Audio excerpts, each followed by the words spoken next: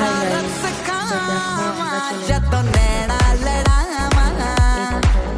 First খেলাম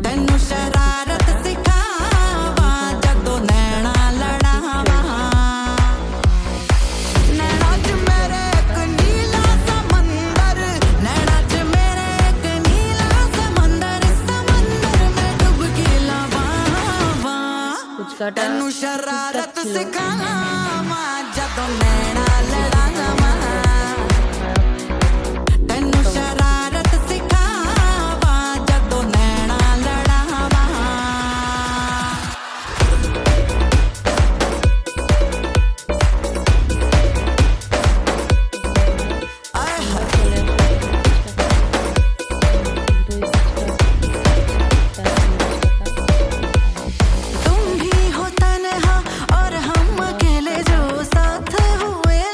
মনে হয় যত সম্ভব।